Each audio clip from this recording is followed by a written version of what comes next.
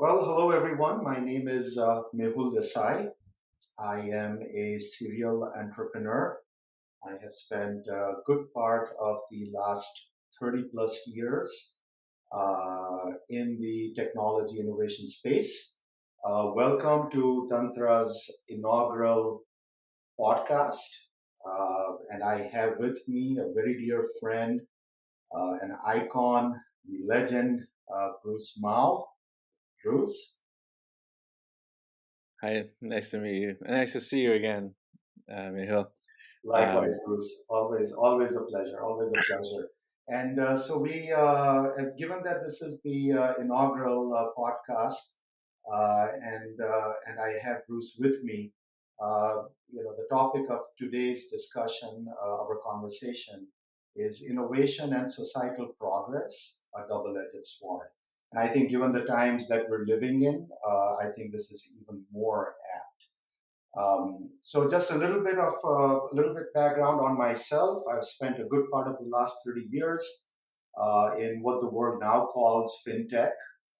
Had an opportunity back in the 90s to work on digital wallets, eventually led to mobile wallets, mobile commerce, mobile payment. Built a company out of the US, scaled it worldwide, eventually sold that company to MasterCard in 2014. And that frankly formed a big part of kind of my professional foundation. Also gave me an opportunity to meet with Bruce and connect with lots of interesting people around the world, which is probably the biggest asset that I would call out for myself. Since then, I've had an opportunity to work on almost 10 plus different companies. I've set up a few companies based on ideas that I had, helped friends set up companies in a few different markets. It's been a mixed bag. Some of those ideas, products, companies have worked. Some of them have not. I've had kind of four, as the industry calls, successful exits over the last almost 20 plus years. Had an opportunity to take up a company public on the London Stock Exchange. Got to do lots of fun stuff around the world, deploy technology across every major market, across most major industries. Have filed a lot of patents. I have 80 plus patents issued in the US. Had an opportunity to work on a couple books, dabbled on the policy side. I was at a task force at the Federal Reserve. Am now doing something in education at a state level. And all in all, I've just had a lot of fun in the last almost 3 decades of going around the world. Largely using technology to build interesting ideas. Along the way, I also got to dabble a little bit in knowledge cities, food safety, new education models, and all in all, in many ways, Tantra is now kind of the culmination of my personal 30-year plus journey. And so at Tantra, what we're essentially building, or rather have been building for now almost 2 years, is what we like to call a sustainable innovation ecosystem. It essentially has five different components to it. We provide engineering services. We provide venture capital. We have our own in-house incubator. We are now in the process of building an academy because we ourselves consume, um, uh, need people, need to build people, and we also recognize that building quality people is really the dire need in the industry. So we've actually set up our own in-house academy that we think over time will have industry-wide implications. And then we have our own enterprise platform that we're building essentially to suit our own purpose for innovation. But once again, we think it has a broader application across the industry as well. To support all of that, I have roped in kind of my global network of friends, all of whom have deep domain expertise in areas ranging from fintech, health tech, IoT, supply chain, new economy. And once again, the idea is to kind of have our own sandbox. A place where folks like Bruce and I can kind of bring our ideas, build them out. When we bump into friends around the world who have ideas that they want to build out, we can kind of put it in that sandbox. Sometimes an idea, just needs, to be dealt with from a conceptual stage, maybe turned into a patent, maybe turned into a product, maybe it's a lot further along, essentially the opportunities to fund it and scale it into a company on its own, or even more further along, where the idea is to kind of take it and turn it over to a strategic partner. At Tantra, we're trying to create that global ecosystem whereby folks like Bruce and I and many others like us can kind of bring these ideas in and essentially have lots of fun with it. And so, with that, over to you, Bruce. If you can share a little bit about your background and kind of use that to set the perspective on innovation. Sure. Thank you, Mehul. So in my case, I started um, somewhere around 40 years ago as a graphic designer and entrepreneur. I started a little company. My first business was called Public Good. And the idea was very simple, that we would use design to advance the the world, to make the world a better place. And it wasn't more complicated than that. It wasn't a very sophisticated political idea, but it was really very basic in terms of seeing the impact of our work. Um, and what we saw happening was that the world was really moving from an opaque world where if a company put up an image, that's what you saw, to a transparent world where you could actually look through the image and really try to see and understand whether or not the image was true. That this kind of transparent world, because of technology, because of these kinds of devices, and when you put billions of these things and you connect them, you basically create a world where everything can be seen, and that kind of new transparency creates a world where if you can see everything, it means that everything is communicating. It means that everything's telling a story, and it means that everything you do is actually part of your brand and part of your communication.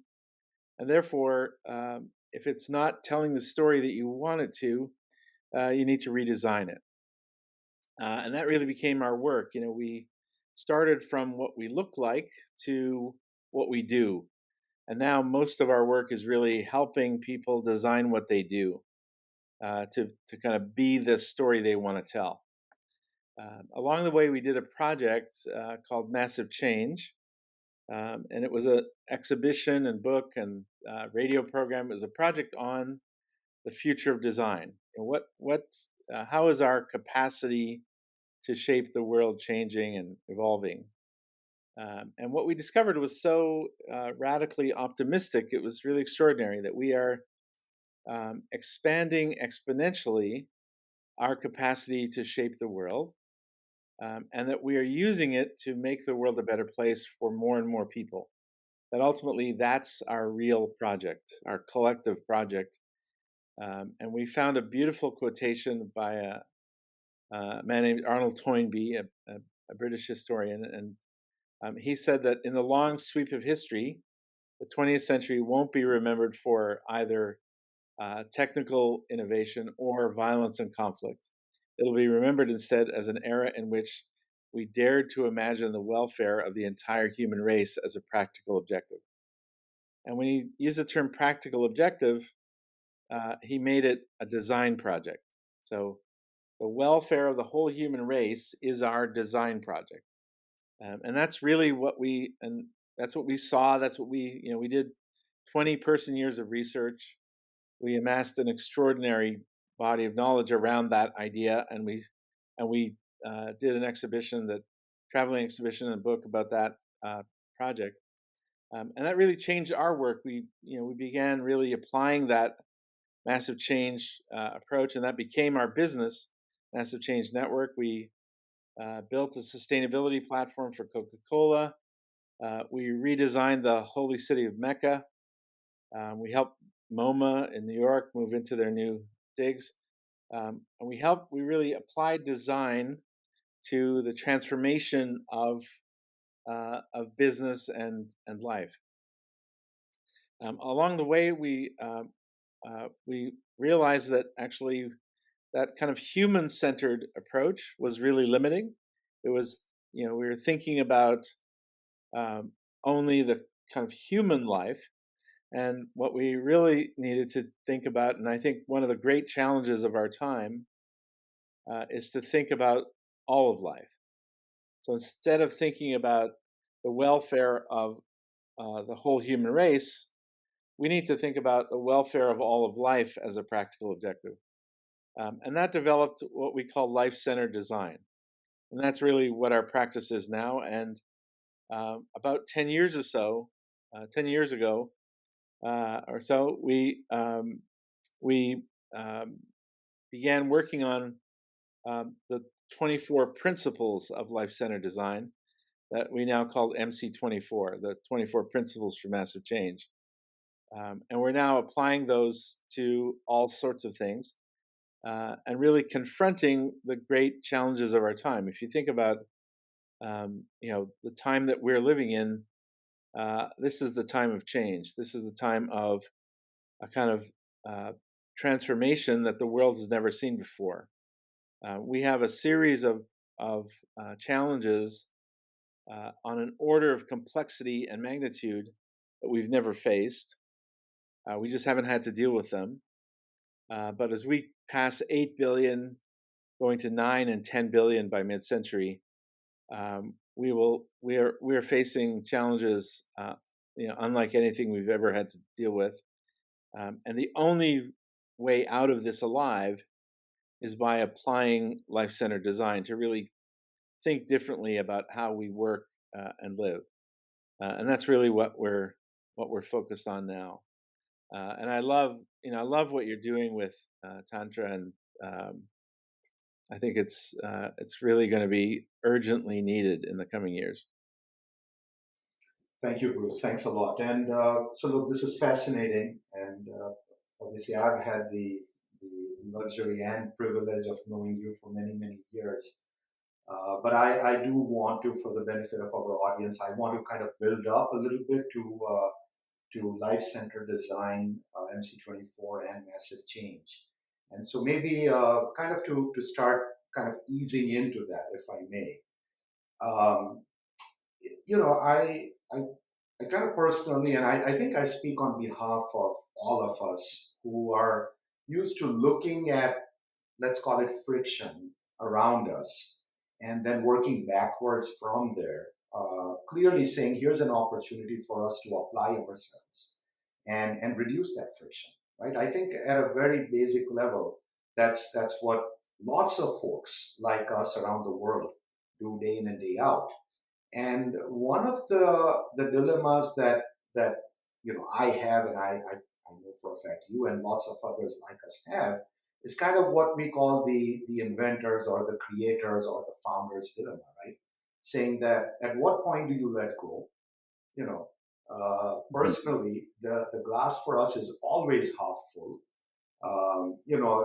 In different forums, when I am asked to come in and listen to someone else's idea, literally in the first 30 seconds of their opening, I kind of move into their shoes and I start thinking of their idea as if it's mine, and I'm now applying myself to kind of find a way to make it work, right? And so, and once again, I don't think this is just unique to me, and I can see that you're smiling. So I know it's not just us. I think this happens to everyone out there who kind of has this bent of looking at friction and solving for that. And so the kind of the first thing, Bruce, is, I mean, can we even use innovation and efficiency in the same sentence, right? I mean, let's maybe start with that. Maybe it's not meant to be efficient. I don't think innovation is efficient. Innovation is exponential in its production of value. It's not efficient in a linear production of efficiency. Right? So, in other words, if you think about what happens when you produce innovation, it's a step change. So you produce exponential impact. So that's not efficient in a kind of linear sense where you're looking for incremental improvements. Right? So I think if you're searching for efficiency, um, innovation isn't the right place to go. But if you're searching for impact, it is. And your kind of focus on friction, I think, is fantastic. And what you describe really is the design sensibility.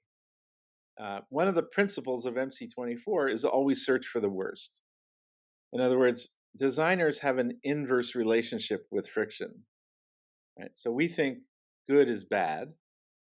Right? Good means I don't have anything to do. Bad is good. It means, hey, there's an opportunity here. Terrible is awesome.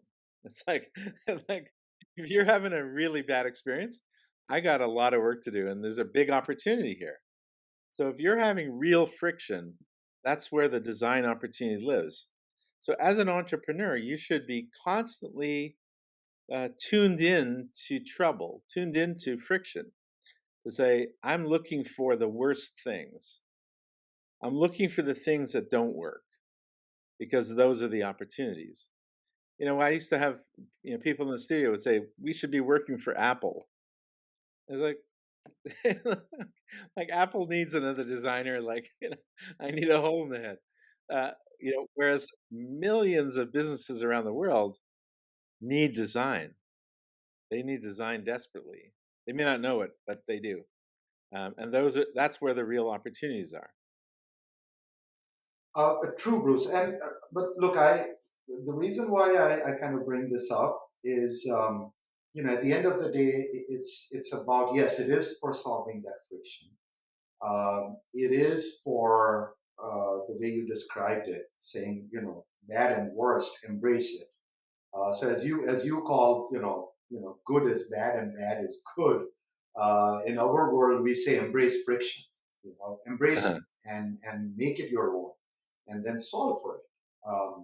But just like anything else, we have limited resources, and the most precious resource of all is time. And so when it comes down to efficiency, what what we really are trying to figure out is that how do we bring about that impact that you rightly refer to, saying maybe it's not efficiency, it's impact, but how can we bring about that impact in the limited amount of time that we have? I mean, different aspects of innovators, innovation in general, the industry in general, will look at resources differently. I mean, an investor will look at it from a money standpoint. A company may look at it from a human resource standpoint. But if you and I were to look at it from our perspective, I think we both would agree that time is of essence. Mhm. And how can we be efficient with innovation from the perspective of time so that we can bring about that desired impact? I think that's a great question, and one of the one of the another one of the MC24 principles is design the time of your life. In other words, time is something we can design. I mean, we don't think of time as a designed outcome. We think of the things that we design, but what the things we design really do is organize time. And Ben Franklin said time is money, but actually, time is way more valuable than money because if I lose money, I can get it back. If I lose time, it's gone forever. And so designing the time is really critical and thinking of the time as a designed product, that you can actually design it. It's not something that just happens. So if you think about applying that principle to innovation, we would think of it in modular terms. I think if you look at what if you look at Tantra as an ecosystem, which I think is already a design, a kind of modular design, right? If you think of it as an ecosystem, you're thinking already in pieces that fit together, right? So you're thinking of it as a modular system, and then we have to think about the pieces in the system as process templates that can be easily repeated. So can we actually design pieces that we can say, okay, this works like this? It doesn't replace talent. Like what you were describing, that kind of immediate laser-like ability to see something that other people don't see. You can't, I can't make you talented. I can't teach talent, but I can teach process, and I can teach, and we can design a kind of modularity in the method that people can apply, that can optimize talent. So you can kind of take that laser-like focus and make it more and more productive by designing a modular process that we can easily apply. So that kind of now sets the stage for, I think, the next topic, and I'm going to go a little bit off tangent, uh, just to get the room's attention, maybe.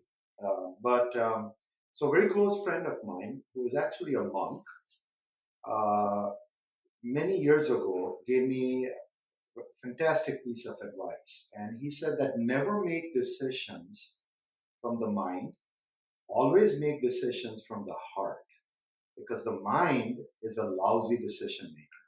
The mind is extremely good at execution. So once you decide from your heart, turn it over to your mind for execution. Now, what he said, which obviously was, from a sense of deep philosophy and introspection, we see that in so many different ways, right? I mean, once again, the term qualified gut feel, the fact that you want to value intuition over intellect, or, putting it a little differently, don't let intellect get in the way of intuition. And so I do firmly believe in that. I do firmly believe that, you kind of have a gut feel saying, you know what, this is right.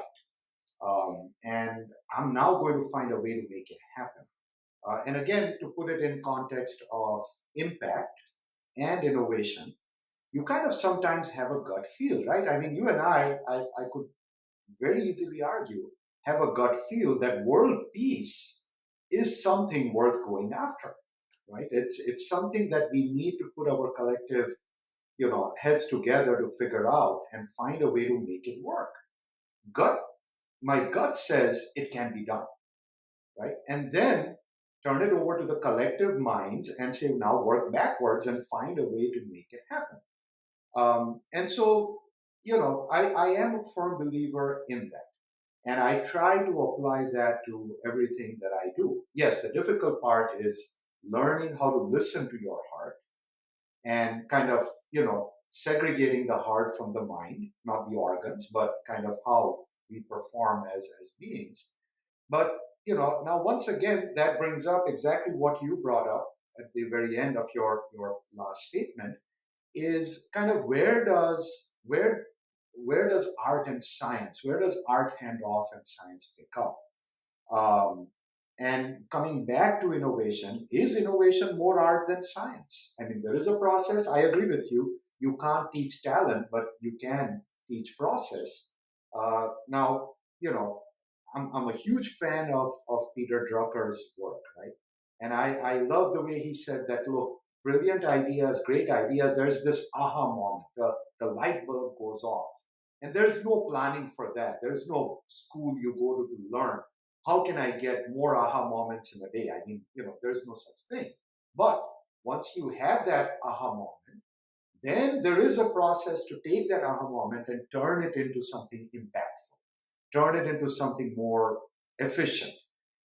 So the question, Bruce, now is innovation more art than science, or is it more science than art? Is it more Mm. about the talent? Is it more about the process? Kind of, how do you get that mix right? Where is that?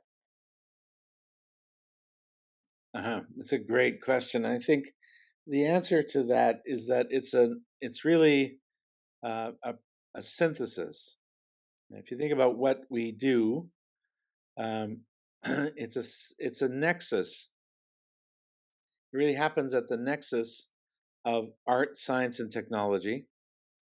And I've been working on a book with my friend Julio Tino, who's the dean of engineering at Northwestern University in Chicago. We've been working on it for 13 years, actually, and we're just about to publish it. MIT is publishing it in May, and it's called The Nexus, and it's about excuse me, it's about this kind of intersection. And what we see is that art, technology, and science are three domains that have been kind of pulled apart. If you go back to the Renaissance, they lived together, right? And it really was one culture. And you had a kind of Renaissance person was someone who had a mastery of these domains and could bring them together and create extraordinary outcomes as a consequence. And in some ways, the kind of beginning of the scientific method can be traced back to that synthesis, to that nexus in the work of Galileo, right, who was both a scientist and an artist. An incredible artist who could really paint and draw, and so and was therefore able to see things as a scientist that other scientists couldn't. And it kind of gave him an advantage. So if you think about that nexus and that synthesis, who are the people, in our world, who are the people that are working in that way today? So you have your artists sort of pushing one direction, your scientists another, your technologists in another. The people that are really living at the nexus today are designers. Right? Designers, I can't do anything that isn't scientifically sound. I can't, in the words of Dean Kamen, I can't break the 11 laws of nature. Everything I do is a technology, everything. Anything I produce, even a live experience is done technologically. Right? But it really only works if it touches people. It really only works if it connects emotionally to the heart, to the kind of to the core of their emotional self. If I don't reach them emotionally, no matter how brilliant my technology is, it's inconsequential. It doesn't mean anything to them. And so getting to that meaning, you have to have that synthesis, that nexus of art, technology, and science, and that's really where I think the big value is going to be created. And one of the things we looked at some of the people creating that value. I mean, if you look at Apple is a nexus company, Pixar, George Lucas. I mean, Lucas. If you look at Lucas's output, right, he not only created one of the most world renowned and revered uh, mythological storytelling enterprises in Star Wars, but he also produced entirely new technological realms to create it. So he produced new technologies, new businesses, new industries to do his work. And he sold one of his businesses recently for over $5 billion. So you realize just how valuable that nexus world can be, and I think that's what the design, the new design thinking is really all about. That's where life-centered design really takes us. Great setup, Bruce. So, kind of, which now, allows me to ease into um, what are the structural components. I think you really framed it well. And, as much as I've heard you talk about this so many times over the years that we've known each other, including the examples you've cited, you're absolutely right. I think that nexus of art, science, technology, how that comes together. Um, and so, it, are those the foundational blocks of doing innovation in a sustainable way? I mean, let me back up for a second. most instances of innovation that I've been exposed to over the years around the world, I mean, with all due respect, if I had to classify it, it might sound a little crass, but essentially it always comes down to throwing a bunch of things on the wall and seeing what sticks. And you kind of, I and so when I kind of back up from there and kind of going back to the early days of Tantra, which was just around the time when the pandemic hit us, literally end of 19, early 2020, is when I started to think about Tantra. And in kind of that first half of 2020, along with a good friend and colleague of mine, Shardul, I started to kind of put the different building blocks of Tantra together. And I kind of framed it saying, one way to do sustainable innovation, and trust me, I'm not saying that's the only way. I would never say that for anything. But one way to do sustainable innovation is to kind of bring these five different blocks that we're in the process of building out at Tantra together. The engineering, the ventures, the incubator, the academy, of which personally I feel very strongly about the academy. We call it Gurukul, but essentially the idea there is to help build people. Because as you and I both know, at the end of the day, it's only about the people. It starts with people, it ends with people. It does not matter what line of work, business you are in. It's always, always about the people. It's people, people, people all the time. And when I think about it professionally, I think that's the one thing that we've taken our eye off, you know, forever. I mean, as our good friend Sam says, GE did a brilliant job of building Six Sigma processes. Who's focused on building Six Sigma people?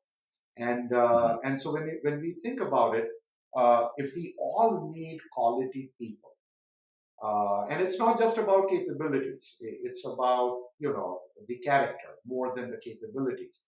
How do we build that? And in my mind, that also leads towards the biggest crisis that we have, which is of leadership at every level in public and private life around the world right now. But so coming back to kind of the structural components of innovation, at Tantra we framed it around these five. And clearly, there are Mhm. endless methodologies and platforms out there. And, not to say that they all are about throwing stuff at the wall. That was an exaggeration, once again, to get the room's attention. But my point Mhm. is, we have so much well meaning intent which has gone into finding a way to bring around that efficient impact, bring around sustainable innovation. And yet, here we are.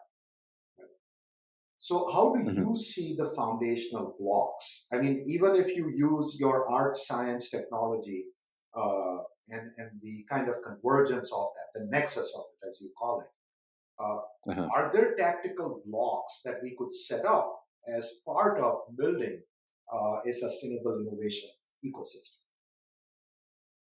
Well, I have a couple of different answers to that because I think that the design methodology gives us a basic structure for how to do it. And I like to say that um, you know, because people ask me, like, is everything design? Is like does everything become a design? And I like to say that the moment that you have uh, a specific outcome in mind, as soon as you say, I want, as soon as you utter those words, I want, you know, uh, and you could describe a specific outcome, you're a designer because you've decided not to accept random outcomes. And the world really bifurcates. It's you either say, I'm happy with random outcomes, or I want a specific outcome. And so you either just accept whatever happens, or you say, I want no, no, no, I don't want just anything. I want this specific thing to happen. Right? The moment you say I have a specific outcome, you're a designer, and you're now trying. You have a vision. You can see the end product, and you now are in a process of saying, okay, what are the steps to that end product? you've become a designer. Then the question is, are you a good designer? Do you have good methodology? Is there a process that is supporting that, that step by step work? Are do you acknowledge what it's going to take to make that happen? Do you allow for the throwing things at the wall to see what sticks as part of the method? And we've designed that cycle many times for many different organizations. We did with a company called Freeman. We did a process that we called OFBD. Now, Freeman produces live events. They produce 15,000 live events a year. So they're the world's biggest producer of exhibitions and trade shows. And we developed a method called OFBD: opportunity, formulate, build, and debrief. It's a very simple methodology. Opportunity is, let's design the opportunity. Let's really think about what's the best thing we could do. What's the biggest impact we could have? How do we define the opportunity before we go? Before we start designing it and building it, let's really define the opportunity. Then we go to formulate, and how do we actually create it? What's it going to look like? How are we going to make it? What's all the technology we need, etc. Then we're going to build it. We're going to actually execute and see what happens. And then we're going to debrief. We're going to learn. And we're going to do that as a cycle. So it's not a singular event. It's a cycle that happens over and over again. And if you think about product development, you want to run through that cycle as many times as possible before you go live, before you're in the market. And if you want an example of how not to do it, think about the airbag, the the exploding airbag that caused billions of dollars in lawsuits. They didn't do the cycle enough, right? They got through the cycle, they got a working thing, but they didn't really go through enough to say, "Oh my God, there's a problem. There's a problem." And so it's really you have to go get through that cycle as many times as you can before you're in the market. And that kind of, those basic functions, however you want to name them or call them, those basic functions of stepping back and opening up a space for opportunity to say, how do we really think about this, and what's the best thing we could do, and what's the greatest impact we could have? Then how do we have the greatest creative exploration of it? That means I need to sketch. And one of the principles of MC24 is sketch. Hey, everybody, let's fail. That means you need to develop a methodology of failure as an okay cultural practice, which is radically against business. There's no business in the world that says, hey, let's fail. But designers have to do it. You have to create a space for failure. I want to throw away 99 out of 100 ideas. And when I worked with Freeman, Freeman's motto is, do it right the first time, every time.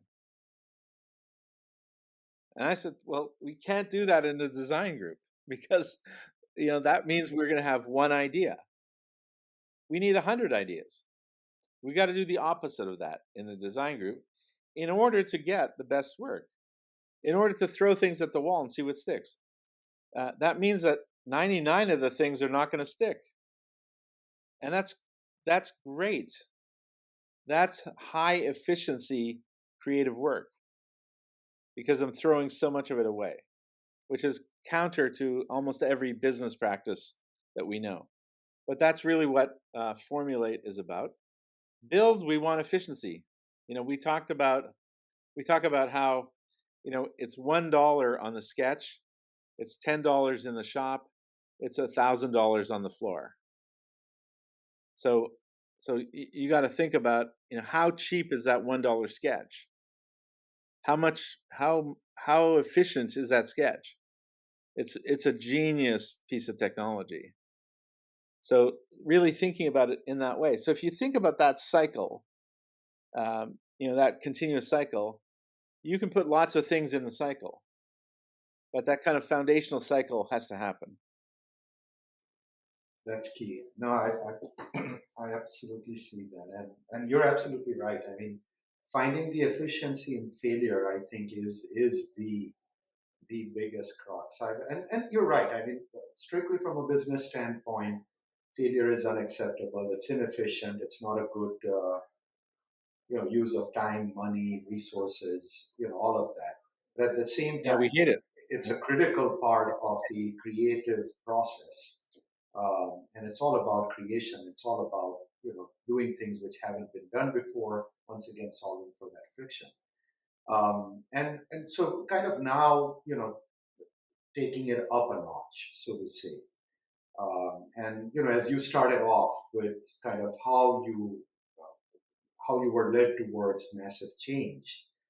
Um, the current times are really upon us. I mean, once again, we're seeing that common sense isn't that common, as another close friend of mine says all the time. Um, and at times like this, I kind of I find myself thinking maybe we all were better off as cavemen. It's kind of that the paradox of fire, right? Saying that you can use fire to cook and you can use fire to burn. So in that sense, when I now pull ourselves back to innovation, kind of the topic on hand, if I may, innovation in itself is pure. Um, how people use it, I mean, obviously, we have no control over that. And someone could argue, Mehul, the way you have used innovation is not, there is collateral damage. I just don't know. I don't do it consciously, but someone could make that case. And so the question kind of, Bruce, in my mind, is, I mean, is innovation and societal progress? I mean, is this a double-edged sword, right? I mean, and that's why, as I was framing this first inaugural topic for our podcast series, I said, look, we want it to be about innovation because that goes to the heart of what we enjoy doing, what we're trying to kind of bring around at Tantra. But at the same time, kind of just seeing the world all around us. Um, and I mean, yes, what is happening in Europe right now is tragic at so many different levels. But frankly, in the last 50 years, I mean, this is not the first time we've seen this. On the contrary, I would argue that we're seeing too much of it, and so that kind of brings me back to our little you know nook in the woods in terms of what we do. And I Hmm. guess, just to be extremely blunt, would the world be better off without any innovation? Saying just go back into the caves and, that's all that as humans we are capable of handling. Um, well, unfortunately, we got ourselves into this, and the I actually talked to a scientist about what are the ways out of this problem that we've created, which is we're now 8 billion people, and at 8 billion people, we can't simply turn the machine off. And I said, what if we were just a billion people? And he said, well, if you took 6 or 7 billion people um, out of the off the planet, if you killed them, basically, this is going to sound terrible, but if you killed 6 or 7 billion people, Let's say they there would be magically disappear. Let's put it that way.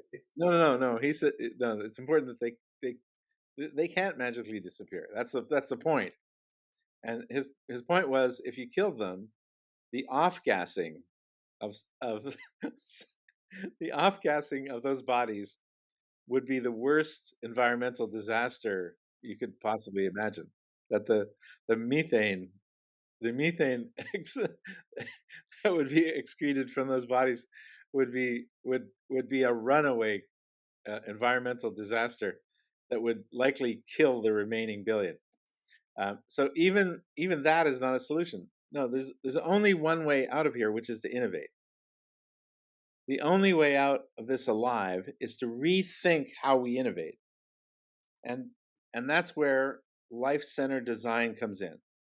Because the way that we defined it, the way that we've defined all of our design and innovation has been to, first of all, make it all about humans, right? So it's all human centric. Even though, Copernicus proved that we're not the center of the universe, we keep trying to prove him wrong. We keep saying, no, no, it's all about us. When in fact, if you talk to indigenous folks, they say we are related to the rocks and the grasses. They say that we are part of the living world. And when I talk to the most advanced life scientists, E.O. Wilson, who was probably the greatest life scientist in the last century, he edited the complete works of Darwin.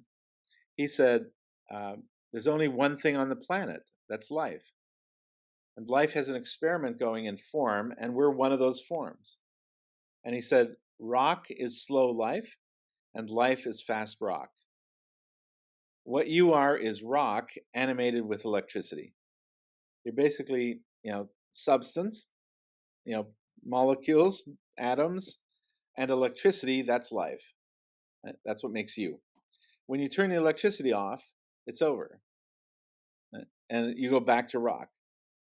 And so understanding that kind of, the most advanced and most spiritual understanding of life are actually coming together. So we now see that it's actually one thing. But we've been designing and operating our ecology and our economy as if there is an exterior. Right? So we in accounting, we invented the idea of externality. So we said, oh, if I don't have to solve it, I'm going to just push it off my books. It's someone else's problem. That's called an externality. I don't have to deal with it. But there is no externality to our ecology. There is nowhere to dump it. We're connected. And wherever you are, and we're all in one ecology. We're all part of it. And so the idea that we can somehow design these kind of objects that don't fit into an ecology is false. And that's how we've been working for, a few hundred years. And it really can be traced back. You can trace it back to Genesis, because in the Bible, in Genesis, we are basically given nature. We are given dominion over nature. It's probably that sentence is probably the most damaging sentence in the history of language. That we are given the idea that we are separate from and above nature, and that we own it, when in fact we are part of it. We are the natural world. And so what we have to do with innovation is reconceive it as an ecological practice. To say you're actually innovating an ecology. That's why I love what you're doing. You're innovating an ecosystem. That's the real design that you're doing. And that's the right way of thinking. Right? We have to design ecologically. And instead of designing objects, which is really, what our design culture and practice is all about, we design the car. We don't think about, what's going to happen when there's a billion of them. And they're sucking oil. We're sucking a cubic mile of oil out of the earth and setting it on fire every single year. I mean, that's the ecology. That's the ecosystem of the car. We need to design the ecosystem of the product, not the object of the product. And almost all our design culture is about the object. So MC24 and life-centered design is about the ecosystem of the product. And that's what you're doing with Tntra. Thanks again, Bruce. And so, look, I have to ask you this question for both myself as well as for the audience. So, what are the massive changes that you're focused on now, and where do you see yourself and your life's work over the next 5, 10, 20 years? Um, well, I think you know we are focused on what we call the crisis stack, and the crisis stack is a new kind of condition. Which in the past we had the luxury of solving one problem at a time. We had kind of space between or time between problems, but now the problems are coming fast and furious, and we're having them all at once, and they're interrelated. So we have a climate crisis, but we also have a crisis of democratic governance, a crisis of global conflict and violence, a crisis of food insecurity, a crisis of racial injustice. And these things are all kind of stacking together and creating a kind of order of magnitude difference in complexity. So they're really creating a new kind of, new set of problems at a higher order of complexity. And that's going to mean that we need a new higher order ecosystem design methodology. And that's what life centered design is all about. And those challenges, I mean, think about what's happening in democracy itself. That we're we have a crisis in democracy. We need to design solutions. We need to design a way of thinking about that. And we're going to need to bring a new kind of ecosystem sensibility to those problems. And the reality is that over the next decade or two, we will change practically everything that we do. I mean, it's going to be a time of change like we've never seen. And that means that on the receiving end of that, people need to feel like they're part of it, and they're engaged, and they're in control, and it's not happening to them. We need ways of actually engaging people in this process, because so many people, I mean, if you look at the data on this, so many people feel like their world is out of control, and they have no confidence, no stability in their life, and it's just spinning out of control, and they're losing faith in the institutions that hold their world in place. And that is dangerous on a level that you know makes all the other dangers kind of subset. So that's really what we're working on. Thanks, Bruce. Well, so on that, I won't say happy, but on that high note, um, thank you once again, Bruce. As always, always a pleasure and an honor to interact with you. Thank you for joining us on this inaugural podcast for Tantra. And I'm sure we will look for many opportunities to bring you back in. Thank you to our entire kind of extended family out there, our participants at Tantra, our well-wishers, the kind of Tantra ecosystem at large. We plan to both kind of broadcast this podcast out, and we also will follow up with a white paper on the topic, so essentially, the audience can kind of digest whatever works well for them.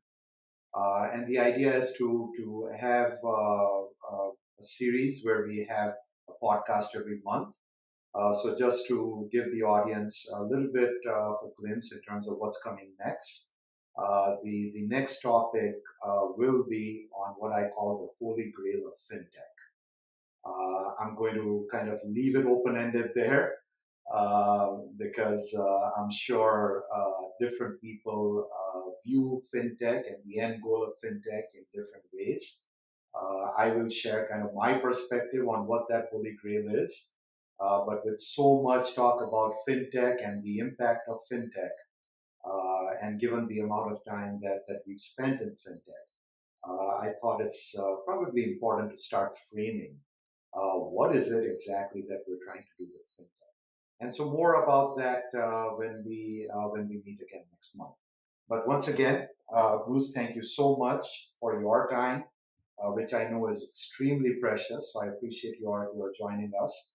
And I very much look forward to doing this again with you. Thank you, Mehul.